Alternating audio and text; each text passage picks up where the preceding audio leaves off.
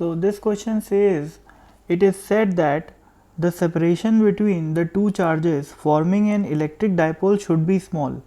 तो पूछा है कि small compared to what.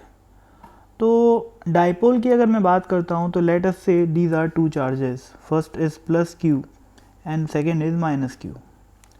तो ये दो चार्ज है, एक पॉजिटिव चार्ज है एक नेगेटिव चार्ज है, इनके बीच का जो डिस्टेंस है लेट अस से इट इज़ आर. तो बोला है कि अगर ये डाइपोल कहलाना है इन लोगों को तो इन दोनों के बीच की जो डिस्टेंस है वो स्मॉल होनी चाहिए. अब पूछा है कि स्मॉल कंपेयर टू व्हाट. तो मैं यहाँ पर दो एग्जांपल लूँगा. सबसे पहले मैं बात करता हूँ मॉलिक्यूलर डाइपोल की. ठीक है, मॉलिक्यूलर लेवल पे जैसे पानी का जो एक मॉलिक्यूल होता है H2O, that is also a dipole. ठीक है, डाइपोलर मॉलिक्यूल्स. तो फॉरगेट अबाउट H2O, वो तो लीनियर नहीं होता. जैसे फॉर एग्जांपल मैं सिंपली बात करूँ CN की, CN मॉलिक्यूल. तो CN molecule is also polar in nature. ठीक है, तो it is also a dipole. तो ऐसे केसेस में क्या होता है कि माइक्रोस्कोपिक वर्ल्ड में अगर मैं देखूँ तो इन दोनों चार्जेस के बीच की दूरी कंसिडरेबल है. लेकिन अगर मैं मैक्रोस्कोपिक टर्म्स में देखूँ, जैसे मैं और आप इस मॉलिक्यूल को ऑब्जर्व कर रहे हैं, तो इन दोनों के बीच की जो डिस्टेंस है वो काफ़ी छोटी है, तो हम इसको डाइपोल बोल सकते हैं.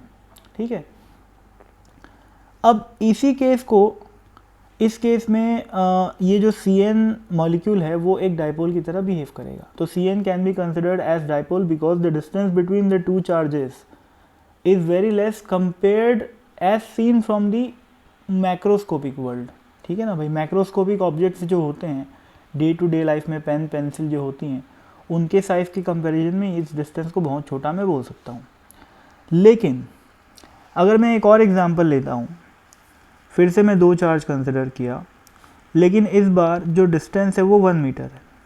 ठीक है, यहाँ पर प्लस क्यू और यहाँ पर माइनस क्यू, और एक आदमी बगल में खड़ा है जिसकी हाइट 2.5 मीटर है. ठीक है, या 2 मीटर है, 2.5 मीटर तो बहुत ज़्यादा हो गई. इवन इनफैक्ट 2 मीटर हाइट भी बहुत ज़्यादा होती है. तो 1.75 मीटर 1.8 मीटर के आसपास आदमी लोग की हाइट होती है. तो अब ये क्या इन लोगों को डाइपोल बोल पाएगा? इन दोनों पॉइंट्स को बिल्कुल नहीं बोल पाएगा. ठीक है ना, क्योंकि अब ये जो दोनों, ये 1 मीटर की जो डिस्टेंस है वो काफ़ी बड़ी हो गई इस आदमी के रेस्पेक्ट में. ठीक है, लेकिन सोचो इसी डाइपोल को कोई एक ऐसा आदमी देखेगा जो कि सन में बैठा हुआ है. हालांकि सन में वो जिंदा नहीं बच पाएगा, लेकिन let us assume a hypothetical case जिसमें एक आदमी बैठा है सन में. तो सन और अर्थ के बीच की दूरी बहुत कम होती है. ठीक है ना, तो जब ये आदमी इन दोनों मॉलिक्यूल्स के बिहेवियर को ऑब्जर्व करेगा तो ये बोल सकता है कि हाँ भाई ये एक डाइपोल है. इसलिए बोल सकता है क्योंकि जो सन और अर्थ के बीच की दूरी है वो बहुत ज़्यादा है. उस दूरी के कंपैरिजन में ये 1 मीटर काफ़ी छोटा हो जाएगा.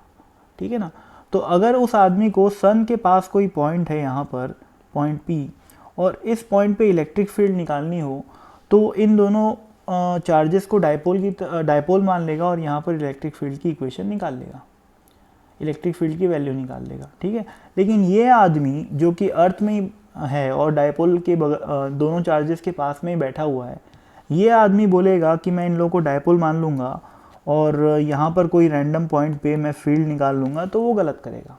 ठीक है, तो ये जो स्मॉल और लार्ज की डेफिनेशन होती है वो कोई एब्सोल्यूट नहीं होती. दीज आर रिलेटिव टर्म्स, है ना भाई.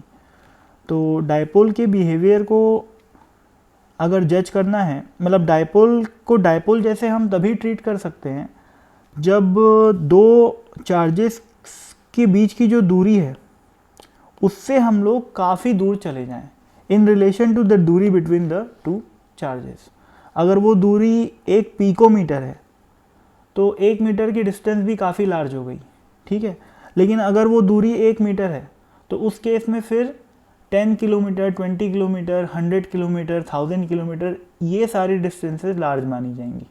ठीक है, तो that's it. Enough of discussion has been done on this question. I hope it is clear now. Thank you.